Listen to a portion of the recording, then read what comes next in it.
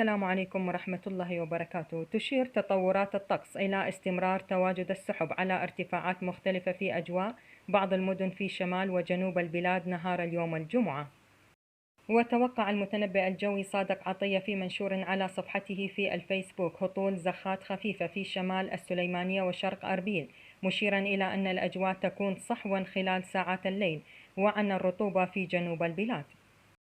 توقع عطية أن تتحول خلال ساعات المساء والليل الرياح للهبوب من الاتجاه الشمالي الغربي خفيفة السرعة، وتقل معها معدلات الرطوبة في الهواء. وأضاف يستمر الاستقرار النسبي لغاية صباح الاثنين، حيث تتأثر بحالة جوية جديدة.